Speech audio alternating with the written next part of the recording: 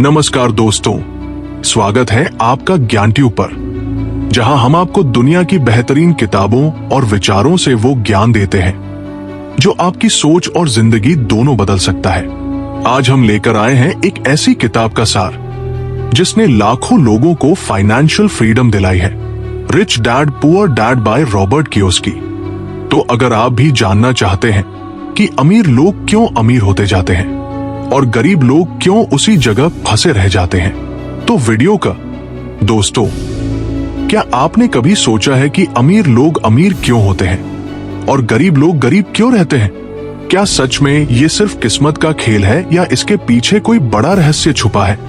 आज हम बात करेंगे उस किताब की जिसने लाखों लोगों की सोच बदल दी, rich dad poor dad Robert Kiyosaki द्वारा लिखी गई। ये सिर्फ एक किताब नहीं, बल्कि पैसों और अमीरी की असली मानसिकता समझने का रोड मैप है। इसमें लेखक बताते हैं कि कैसे उनके जीवन में दो पिता थे, एक उनके असली पिता और जिन्हें वे पुअर डैड कहते हैं, और दूसरे उनके दोस्त माइक के पिता जिन्हें वे रिच डैड कहते हैं। दोनों के सोचने का तरीका बिल्कुल अलग था। एक कहते थे पढ़ो, अच्छी नौकरी लो और सुरक्षित जीवन जियो, जबकि दूसरे कहते थे पैसों के लिए मत काम करो, पैसों को अपने लिए काम करना सिखाओ।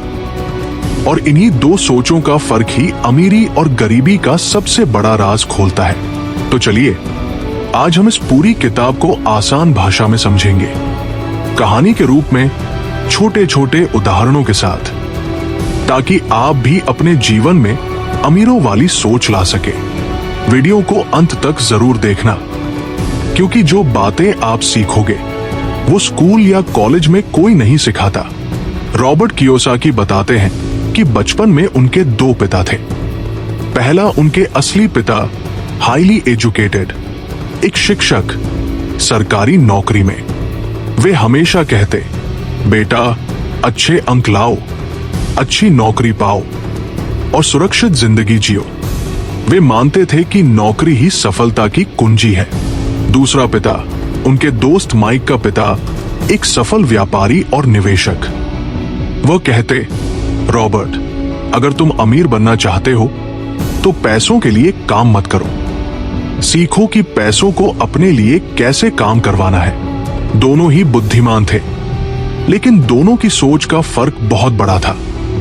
गरीब पिता की सोच, पैसा बचाओ, रिस्क मत लो, कर्ज लेना गलत है, नौकरी ही सबसे सुरक्षित रास्ता है, पढ़ाई पूरी कर लो, फिर आरामदायक जीवन जियो। अमीर पिता की सोच, पैसा काम करने का साधन है, इसे बढ़ाना सीखो, अच्छे कर्ज और बुरे कर्ज में फर्क करो, नौकरी से ज्यादा जरूरी है बिजनेस और निवेश। सीखते रहो, लेकिन पढ़ाई सिर्फ किताबों तक सीमित मत रखो। रॉबर्ट कहते हैं, मैं भाग्यशाली था कि मुझे दोनों सोचों से सीखने का मौका मिला, लेकिन धीरे धीरे मैंने महसूस किया कि अगर मुझे अमीर बनना है तो मुझे रिच डैड की सोच अपनानी होगी। यही से उनकी जिंदगी बदलने लगी। छोटा उदाहरण, मान लीजिए दो बच्चे हैं। पहला बच्चा हर महीने मिलने वाले पॉकेट मनी को खर्च कर देता है और थोड़ा सा बचाकर गुल्लक में डाल देता है। वह सोचता है पैसा खर्च करने के लिए है। दूसरा बच्चा वही पॉकेट मनी छोटी सी कैंडी खरीदकर अपने दोस्तों को बेच देता है और दुगना पैसा कमा लेता है। वह सोचता है पैसा और पैसा बनाने का साधन है। बस यही फर्क अमीर और गरीब सोच का है। गरीब पिता हमेशा कहते थे मैं इसे अफोर्ड नहीं कर सकता, जबकि अमीर पिता कहते थे कैसे अफोर्ड कर सकता हूं। ये सोचो, यानी गरीब सोच सवाल को वही खत्म कर देती है, लेकिन अमीर सोच सवाल पूछकर नया रास्ता ढूंढ लेती है। दोस्तों, यही फर्क हमें भी समझना होगा।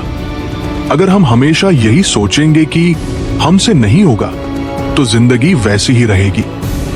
लेकिन अगर हम पूछना शुरू करें कैसे होगा, तो दिमाग रास्ता खोजने लगेगा। रॉबर्ट कियोसाकी कहते हैं, अमीर लोग एसेट्स खरीदते हैं और गरीब लोग लायबिलिटीज को एसेट समझ बैठते हैं। अब सवाल उठता है, ये एसेट और लायबिलिटीज होते क्या है? एसेट, वो चीज जो आपकी जेब में पैसा डाले, जैसे रेंट पर दिया हुआ मकान, शेयर मार्केट से मिलने वाला डिविडेंड, बिजनेस से होने वाला मुनाफा। लायबिलिटी वो चीज जो आपकी जेब से पैसा निकाले, जैसे कार का लोन, बड़ा घर जिसकी ईएमआई भरनी पड़े, क्रेडिट कार्ड का कर्ज। उदाहरण, मान लीजिए आपके पास 10 लाख रुपए हैं। अगर आप उससे एक ऐसी दुकान खोलते हैं जो हर महीने 30,000 रुपए कमाती है, यह है एसेट।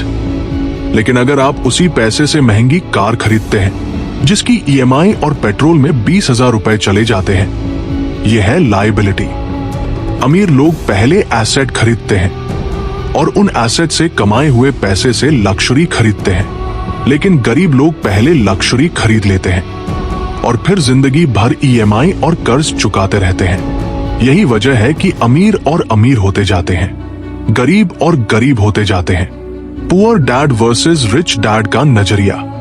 पुअर डैड कहते थे, अच्छा घर खरीदो, ये तुम्हारा सबसे बड़ा एसेट है। लेकिन रिच डैड कहते थे, घर एसेट नहीं, लायबिलिटी है, क्योंकि ये हर महीने तुम्हारी जेब से पैसा निकालता है।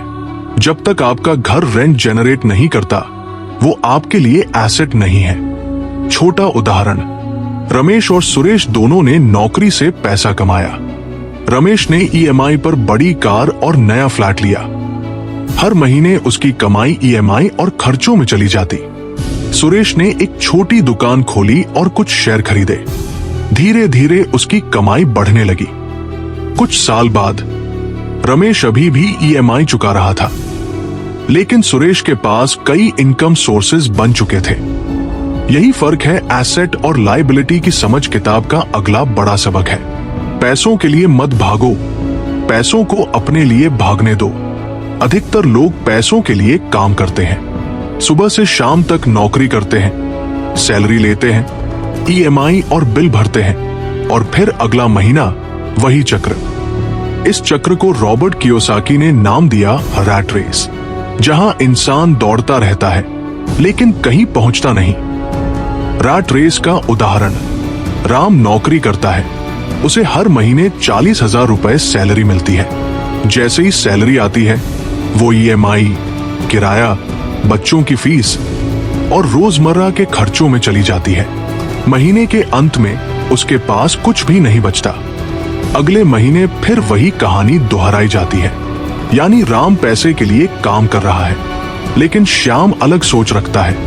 वो अपनी कमाई का एक हिस्सा एसेट बनाने में लगाता है, जैसे शेयर, म्यूचुअल फंड, छोटी दुकान या रेंटल प्रॉपर्टी। धीरे धीरे उसके एसेट्स उसे एक्स्ट्रा इनकम देने लगते हैं। कुछ साल बाद श्याम का एसेट इनकम उसकी नौकरी की सैलरी से ज्यादा हो जाता है। अब वो चाहे तो नौकरी छोड़कर भी आराम से जी सकता है। यही फर्क है पैसे के लिए काम करने और पैसों को अपने लिए काम कराने में। पुअर डैड कहते थे, नौकरी ही सुरक्षित है। रिच डैड कहते थे, नौकरी सिर्फ शुरुआत है, असली खेल एसेट बनाने का है। छोटा उदाहरण, अगर आप हर महीने 5,000 रुपए बचाकर लायबिलिटी, जैसे एक महंगा मोबाइल ईएमआई में लगाते हो, वो खर्च है। लेकिन अगर वही 5,000 रुपए किसी एसेट, जैसे एक सिप शेयर में लगाते हो, वो आपके लिए पैसा बनाता है।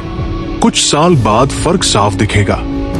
दोस्तों, याद रखो, गरीब और मिडिल क्लास लोग सिर्फ इनकम स्टेटमेंट, कमाई और खर्च देखते हैं, लेकिन अमीर लोग बैलेंस शीट, एसेट्स और लायबिलिटीज पर ध्यान देते हैं। अगर आप चाहते हो कि पैसे आपके लिए काम करें, तो अपनी जिंदगी की बैलेंस शीट में एसेट्स जोड़ते रहो। रॉबर्ट कियोसाकी कहते हैं, स्कूल हमें सिखाते हैं कि नौकरी कैसे करनी है, लेकिन ये नहीं सिखाते कि पैसा कैसे काम करता है। सोचिए, हम स्कूल में सालों तक मैथ्स, साइंस, हिस्ट्री पढ़ते हैं, लेकिन हमें ये कोई नहीं सिखाता कि टैक्स कैसे काम करता है, निवेश, इन्वेस्टमेंट कैसे करना चाहिए, पैसे को कैसे बढ़ाना है। यही कारण है कि हाईली एजुकेटेड लोग भी फाइनेंशियली कमजोर रह जाते हैं। उनके पास डिग्रीज होती है, लेकिन एसेट्स नहीं। पुअर डैड कहते थे, पढ़ाई पूरी करो, अच्छी नौकरी लो। रिच डैड कहते थे, फाइनेंशियल एजुकेशन लो, पैसा समझो। नौकरी चाहे हो या बिजनेस, एसेट जरूर बनाओ। उदाहरण, राम और श्याम दोनों एमबीए करके निकले। राम ने नौकरी पकड़ ली, बड़ी सैलरी, लेकिन साथ ही बड़ी लाइफस्टाइल भी, नई कार, नया घर, ईएमआई। श्याम ने थोड़ी छोटी नौकरी ली, लेकिन उसने इन्वेस्टमेंट सीखना शुरू कर दिया। कुछ शेयर खरीदे, छोटे छोटे एसेट बनाने लगा। 10 साल बाद राम अब भी ईएमआई और खर्चों में फंसा था। श्याम फाइनेंशियली फ्री हो चुका था। यही फर्क है फाइनेंशियल एजुकेशन का। सीख, स्कूल और कॉलेज एकेडमिक एजुकेशन देते हैं, लेकिन जिंदगी में चाहिए फाइनेंशियल एजुकेशन। ये एजुकेशन आपको खुद लेनी होगी। ज्यादातर लोग पैसे खोने से डरते हैं। वे सोचते हैं इन्वेस्टमेंट में रिस्क है, कहीं नुकसान हो गया तो। लेकिन अमीर लोग रिस्क से भागते नहीं। वे रिस्क को समझते हैं और उसे मैनेज करना सीखते हैं। पुअर डैड कहते थे, रिस्क मत लो। रिच डैड कहते थे, रिस्क को समझो और उसका इस्तेमाल अपने फायदे के लिए करो। उदाहरण, मान लीजिए 2 लोग शेयर मार्केट में निवेश करना चाहते हैं। पहला डर जाता है, मार्केट गिर गया तो, और कभी निवेश नहीं करता। दूसरा सीखता है कि शेयर कब और कैसे खरीदना है और धीरे धीरे प्रॉफिट कमाता है। यानी फर्क नॉलेज का है, रिस्क का नहीं। सीख, असफलता, फेलियर से मत डरो। असफलता ही सबसे बड़ा टीचर है। जिसने रिस्क नहीं लिया, उसने ग्रोथ भी नहीं देखी। रॉबर्ट कहते हैं, winners are not afraid of losing, losers are. अमीर और गरीब के बीच एक और बड़ा फर्क है। गरीब लोग मुश्किलों को प्रॉब्लम मानते हैं, अमीर लोग मुश्किलों को अपॉर्चुनिटी मानते हैं। जब भी इकोनॉमी नीचे जाती है, गरीब लोग डरकर खर्च रोक देते हैं, लेकिन अमीर लोग उसी समय एसेट खरीदते हैं। उदाहरण, 2008 की इकोनॉमिक क्राइसिस में बहुत लोग डर गए, घर बेचने लगे, शेयर गिर गए।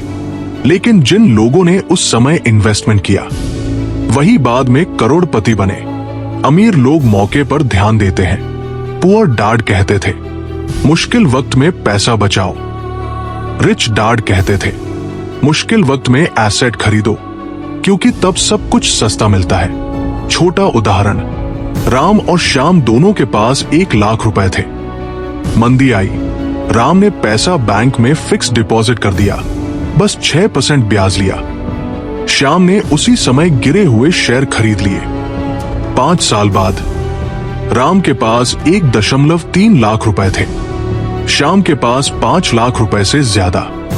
यही फर्क है मौके को पहचानने का। सीख, अमीर लोग हर स्थिति में अपॉर्चुनिटी खोजते हैं, गरीब लोग डरकर मौके खो देते हैं। पैसों का खेल डर का नहीं, समझ और नजरिए का है। दोस्तों, अमीर बनने के लिए सिर्फ पैसा कमाना या एसेट खरीदना ही काफी नहीं है। सबसे जरूरी है डिसिप्लिन यानी अनुशासन। ज्यादातर लोग जानते हैं कि उन्हें पैसे बचाने चाहिए, एसेट बनाने चाहिए, लेकिन वो करते नहीं हैं। क्यों? क्योंकि उन्हें इमीडिएट प्लेजर चाहिए। नया मोबाइल, नई कार, शॉपिंग, मौज मस्ती। पुअर डैड कहते थे, अगर पैसा है तो खर्च करो, जिंदगी का मजा लो। रिच डैड कहते थे, पहले एसेट बनाओ, फिर एसेट से आने वाले पैसों से मजे करो। छोटा उदाहरण, रवि और अजय दोनों को बोनस मिला। रवि ने नया आईफोन खरीद लिया, अजय ने उस पैसे से एक छोटा सा ऑनलाइन बिजनेस शुरू किया। कुछ महीनों बाद रवि का आईफोन पुराना हो गया, अजय का बिजनेस हर महीने उसे एक्स्ट्रा इनकम देने लगा। यही फर्क है डिसिप्लिन का। सीख, खुद पर कंट्रोल रखो, पहले इन्वेस्ट करो, बाद में खर्च करो। डिसिप्लिन ही फाइनेंशियल फ्रीडम की असली चाबी है। रॉबर्ट कियोसाकी बताते हैं कि अमीर लोग टैक्स सिस्टम को समझते हैं और अपने फायदे के लिए इस्तेमाल करते हैं। गरीब लोग टैक्स भरते हैं और शिकायत करते हैं। अमीर लोग टैक्स से बचने के लिए कानून का सही इस्तेमाल करते हैं। पुअर डैड कहते थे, टैक्स भरना नागरिक की जिम्मेदारी है। रिच डैड कहते थे, टैक्सेशन सिस्टम को समझो और अपने बिजनेस और इन्वेस्टमेंट्स को उसी हिसाब से डिजाइन करो। उदाहरण, मान लीजिए राम नौकरी करता है, उसकी सैलरी 1 लाख रुपए है, टैक्स कटकर उसे 80,000 रुपए मिलते हैं। फिर वह EMI और खर्च भरता है, यानी पहले टैक्स गया फिर खर्च। श्याम बिजनेस ओनर है, उसे भी 1 लाख रुपए प्रॉफिट हुआ। वो पहले बिजनेस खर्च निकाल देता है, रेंट, सैलरीज, मार्केटिंग। फिर जो बचा उस पर टैक्स देता है, यानी पहले खर्च निकला फिर टैक्स। यही कारण है कि अमीर लोग कम टैक्स देकर भी अमीर होते जाते हैं। सीख, टैक्स और लॉ को समझो। कंपनी स्ट्रक्चर, इन्वेस्टमेंट्स और बिजनेस एक्सपेंस को स्मार्टली यूज करो। पैसे बचाना और मल्टीप्लाई करना दोनों जरूरी है। तो दोस्तों, पूरी किताब से हमें क्या सीख मिलती है? अमीर बनने का खेल किस्मत या सिर्फ मेहनत का नहीं है। असली खेल है सोच, माइंडसेट और फाइनेंशियल एजुकेशन। रिच डैड की सबसे बड़ी सीख है, एक गरीब और अमीर की सोच का फर्क समझो। 2, एसेट खरीदो, लायबिलिटी से बचो। 3, पैसों को अपने लिए काम करना सिखाओ। 4, फाइनेंशियल एजुकेशन सबसे बड़ा इन्वेस्टमेंट है। 5, रिस्क और फेलियर से मत डरो। 6, डिसिप्लिन रखो, पहले एसेट बनाओ, बाद में लग्जरी लो। 7, टैक्स और लॉस को समझो और सही तरीके से इस्तेमाल करो। 8, मौके पहचानो, हर क्राइसिस में अपॉर्चुनिटी होती है। छोटा निष्कर्ष उदाहरण, राम और श्याम की कहानी याद कीजिए। राम ने पुअर डैड की सोच अपनाई, नौकरी, EMI, खर्च। श्याम ने रिच डैड की सोच अपनाई, इन्वेस्टमेंट, एसेट, फाइनेंशियल फ्रीडम। 10 साल बाद राम रैट रेस में फंसा रहा, श्याम फाइनेंशियली फ्री हो चुका था। फैसला आपके हाथ में है, अब आप किस सोच को अपनाना चाहते हैं? दोस्तों, अगर आप चाहते हैं कि आपका पैसा आपके लिए काम करे, तो आज से ही छोटे छोटे एसेट्स बनाना शुरू कीजिए।